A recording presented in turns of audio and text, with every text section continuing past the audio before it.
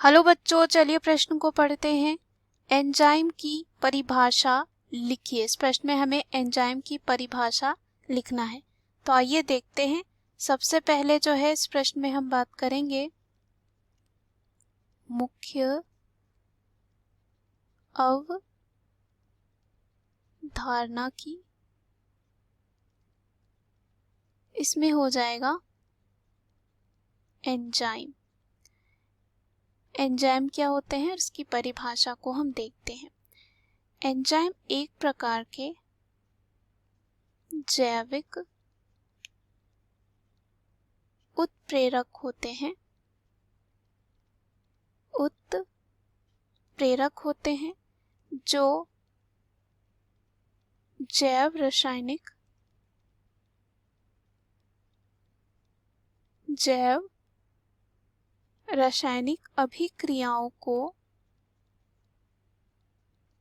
अभिक्रियाओं के दर को बढ़ा देते हैं।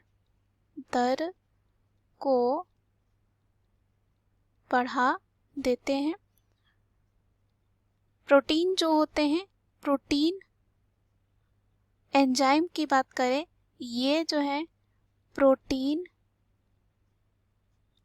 प्रकृति के एक ऐसे कार्बनिक पदार्थ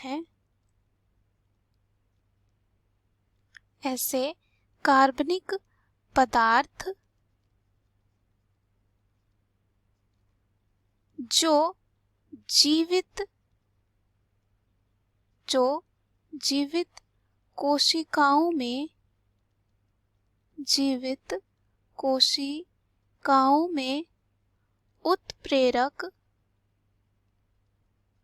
उत्प्रेरक का कार्य करते हैं, एंजाइम कहलाते हैं। प्रोटीन प्रकृति के एक ऐसे कार्बनिक पदार्थ जो जीवित कोशिकाओं में उत्प्रेरक का कार्य करते हैं, एंजाइम कहलाते हैं। और हमने देखा एंजाइम जो है एक प्रकार के जैविक उत्प्रेरक होते हैं जो जैव रासायनिक अभिक्रियाओं के दर को बढ़ा देते हैं।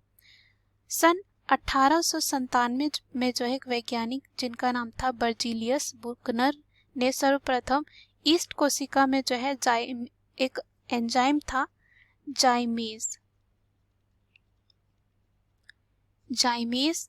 एंजाइम को जो है सन 1897 में बर्जीलियस बुकनर एक वैज्ञानिक थे, उनके द्वारा खोजा गया था। और एंजाइम शब्द का प्रयोग जो है सर्वप्रथम कुहने ने दिया था। अब अगर हम बात करते हैं इसके संरचना की, एंजाइम के संरचना के बारे में बात करें और थोड़ा सा देखते हैं। सभी एंजाइम जो है प्रोटीन के बने हुए होते हैं, लेकिन कुछ जो है आरएनए के बने हुए होते हैं, जिन्हें जो है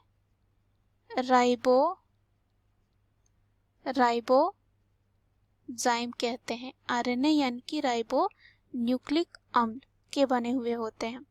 एंजाइम में अनेक दरारें या कह सकते हैं थैली समान संरचनाएं होती हैं, जिसे स्थल कहते